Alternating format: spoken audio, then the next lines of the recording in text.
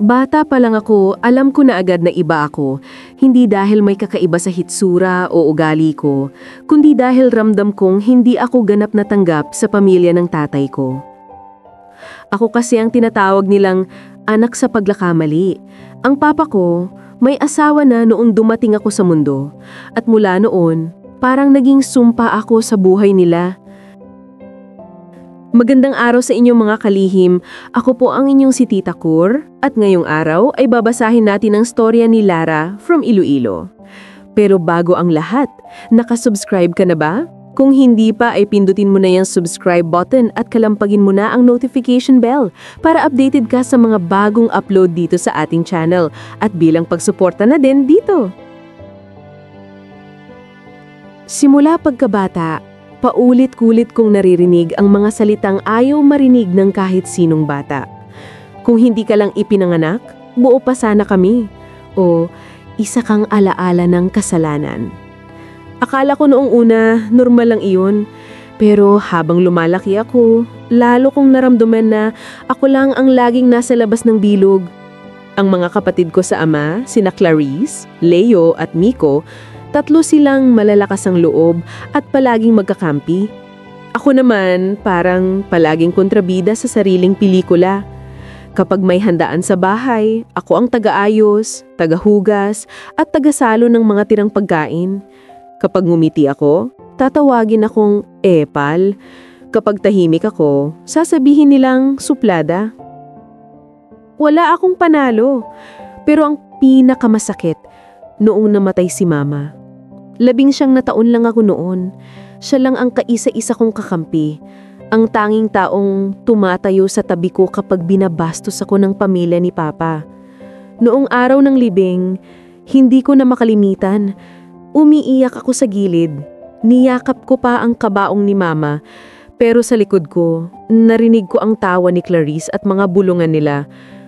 Siguro naman ayos na si Tita sa langit, hindi niya kailangang alagaan yung kalat ng Papa. Sabi pa niya. Doon ako tuluyang gumuho. Parang pinutol ng mga salitang yun ang natitirang koneksyon ko sa kanila. Simula noon, hindi na ako bumalik sa bahay ng Papa ko. Lumipat ako sa Iloilo City, nagtrabaho bilang call center agent at tinangkang kalimutan ng lahat. Pero kahit anong pilit kong umiwas, may mga sugat na kahit anong tagal, hindi nagagamot. Ang lola ko sa ama, si Lola Teresita, hindi naman lantara ng galit pero ramdam kong hindi niya rin ako gusto. Kapag may okasyon, laging may regalo sina Clarice, Leo at Miko. Ako, madalas wala. Kapag may summer outing, kasama silang lahat. Ako, wala man lang imbitasyon. Lagi kong iniisip, baka kasi hindi ako sapat. Lagi niyang sinasabi, pag nawala ako, kay Clarice mapupunta ang mga alahas ko. Siya ang panganay na babae, siya dapat ang magmana. Ngumiti lang ako palagi kasi alam kong hindi ko naman pwedeng questionin iyon. Hindi ko naman kailanman naramdaman na bahagi ako ng kanilang pamilya. Pero dumating ang isang araw na nagbago ang lahat. Pumanaw si Lola. Ayon sa testamento, kay Papa raw mapupunta lahat ng ari-arian dahil siya lang ang natitirang anak. Hindi ko man inaasahan, pero 1 linggo matapos ang libing, tinawagan ako ni Papa.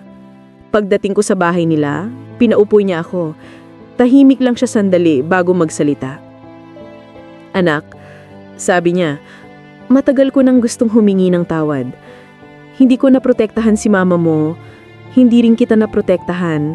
Maraming beses akong naging duwag, pero gusto kong kahit papano maramdaman mong anak kita. Ibinigay niya sa akin ang lahat ng alahas ni Lola. Parang bumalik lahat ng alaala, lahat ng sakit, lahat ng paghihintay kong marinig mula sa kanya na mahalaga rin ako. Umiyak ako. Hindi dahil sa alahas, kundi dahil sa unang pagkakataon, parang nakita rin niya ako bilang anak. Pero hindi pa natapos ang kwento dun. Pagkalipas ng ilang araw, dumating ang galit ni Clarice. Tinawagan niya ako at halos pasigaw niyang sinabi, wala kang karapatang hawakan ng mga yan. Hindi mo dugo si Lola. Alam mong para sa akin talaga yan. Tapos sinundan pa ng mga salitang parang kutsilyong bumabaon sa dibdib ko. Magnanakaw ka. Dapat mahiya ka sa sarili mo. Gusto kong magpaliwanag pero nauna na ang luha. Kaya nang magkaharap kami sa burol ni Lola, hindi na ako umatras. Sabi ko sa kanya, alam kong matagal mong gustong makuha itong mga alahas, ate. Pero ito lang ang unang pagkakataon na may ibinigay sa akin na galing sa puso. Hindi ko na ipagkakait sa sarili ko to. Tahimik siya sandali. Tapos bigla siyang tumawa ng pait. Kahit kailan, basura ka pa rin. At sa puntong yon, alam kong wala na akong kailangang patunayan. Maraming nagsasabing, dapat igalang mo ang kagustuhan ng lola mo. Pero paano ko igagalang ang kagustuhan ng taong halos hindi na ako kinilala? Kapag naiisip ko, lagi kong tanong sa sarili ko, kung hindi ba ako binigyan ni Papa, maaalala pa kaya nila ako? Ngayon, hawak ko ang kahon ng mga alahas ni Lola. Hindi ko naman talaga ginagamit. Nakatago lang sa isang lumang drawer. Hindi ko ito tinitignan bilang yaman, kundi paalala. Paalala na kahit minsan lang sa buhay ko, may taong pumili na iparamdam sa akin na anak din ako. Hindi kalabisan, hindi pagkakamali. Minsan, iniisip ko pa rin kung ako ba ang masama. Pero kapag naaalala ko na kung ilang taon kong tiniis ang panlalait, ang pananahimik sa hapang kinain at ang bawat gabing umiiyak ako mag-isa, alam kong may karapatan din akong hawakan ng bagay na nagpatunay na totoong bahagi ako ng pamilyang matagal kong pinangarap. Siguro nga sa mata nila, ako pa rin yung anak sa pagkakamali. Pero sa sarili kong mata, ako na yung anak na natutong tumayo kahit walang sumasalo. Hindi ko alam kung kailan darating ang araw na magiging maayos kami. Pero ngayon, payapa ako. Kasi sa wakas, hindi ko na hinahanap ang pagtanggap na matagal nang ipinagdamot sa akin. Ang hinahanap ko na lang ay kapayapaan. At kung may natutunan man ako sa lahat ng ito, iyon ay minsan kailangan mong tanggapin na hindi lahat ng sugat kailangang pagalingin ng ibang tao. Minsan, ikaw na lang talaga ang dapat maghilom sa sarili mong paraan. At sa bawat alahas na hawak ko ngayon, hindi ko ito nakikitang bilang ginto o pilak, kundi bilang simbolo ng mga luha, ng lakas, at ng batang minsang tinuring na wala, pero ngayon ay marunong nang mahalin ang sarili. Lara, una sa lahat, gusto kong sabihin na hindi ka masama. Sa totoo lang, napakatapang mo. Hindi lahat ng taong dumaan sa ganitong klase ng sakit ay nakakatayo pa ng buo. Maraming katulad mo ang nanahimik na lang, tumiklop at hinayaan na lang na apihin sila habang buhay. Pero ikaw, pinili mong tumindig at yan palang malaking bagay na. Alam kong mahirap ipaliwanag sa mga taong hindi nakaranas kung gaano kasakit maging anak sa pagkakamali. Yung bawat galaw mo parang may kasamang paratang. Yung bawat ngiti mo may tanong kung karapat-dapat ka bang ngumiti. Hindi lang pisikal na sakit yan. Sugat yan sa puso na paulit-ulit binubuksan ng mga taong dapat sana'y nagmamahal sa'yo. Ang totoo, wala kang kasalanan. Hindi mo pinili kung paano ka ipinanganak. Pero pinili mong maging mabuting tao kahit puro sakit ang ibinibigay sa'yo. At yan ang tunay na lakas. Hindi mo kailangan patunayan sa kanila kung sino ka. Kasi matagal mo nang pinapatunayan sa sarili mo na kaya mong mabuhay kahit wala silang yakap o papuri. Madalas, ang mga taong matagal nang tinarato na parang wala, natututo ring kumapit sa kahit maliit na patunay na mahalaga rin ako. Kaya huwag mong hayaang iparamdam nila sa'yo na mali iyon. May mga bagay na hindi mo kailangang ipaliwanag. Minsan, tahimik na dignidad na lang ang sagot. Kasi kahit anong paliwanag mo, kung sarado ang puso ng tao, hindi nila malirinig ang totoo. Hayaan mong konsensya nila ang gumising sa sarili nilang panahon. Ang mahalaga, hindi ka lumaban para manira. Lumaban ka para hindi na muling mawala ang sarili mo.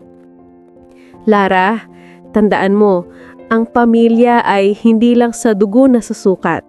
Minsan, mas totoo pa ang pamilya sa mga taong nakilala mo sa labas, sa mga kaibigan o kapwa mo sugatan, pero marunong magmahal ng walang kondisyon.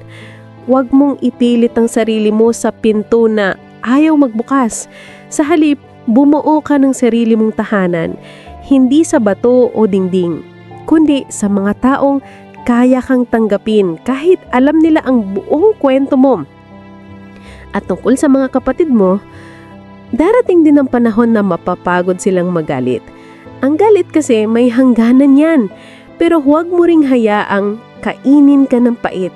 Hindi mo kailangang maghigante para maramdaman mong panalo ka. Ang tunay na tagumpay ay yung kaya mong ngumiti kahit alam mong minsan ginawa ka nilang umiiyak.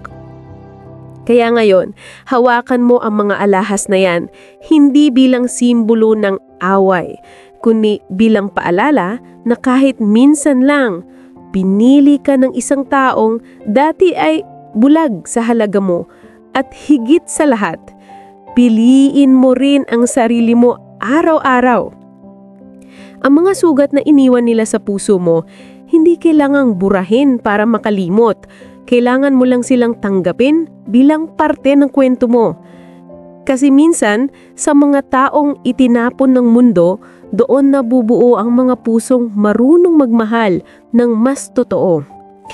Kaya Lara, hindi mo kailangang humingi ng tawad sa kahit sino. Hindi mo kailangang ipaliwanag kung bakit pinili mong protektahan ang sarili mo. Dahil minsan, ang pinakamagandang paraan ng paglaya ay yung pagtanggap na hindi mo kailangang maging paborito ng kahit sino. Basta marunong kang maging mabuting tao, sapat na yon. At kapag dumating ang araw na maramdaman mong pagod ka na, tumingin ka sa salamin at sabihin, hindi ko man nakuha ang yakap nila, nakuha ko naman ang lakas na hindi kayang ibigay ng kahit sino. Dahil sa dulo ng lahat, hindi ang dugo ang magdiktikta kung sino ka, kundi kung paano mo piniling magmahal kahit puro sugat na ang puso mo. Maraming salamat sa pakikinig ng kwento ngayon. Kung may reaksyon or suggestion kayo ay pwede nyo i-comment sa ibaba at promise na babasahin namin yan. Kung gusto mo pang makinig ng mga kwentong kapupulutan ng aral at inspirasyon, huwag kakalimutang mag-like, mag-subscribe at i-click ang notification bell para lagi kang updated. Kung may kwento man kayo na gusto nyong ibahagi at mapakinggan dito sa page, mag-email lang sa mangalihimnakwento@gmail.com. Hanggang sa susunod na kwento, ito po ulit si Tita Cor. Paalam at ingat palagi!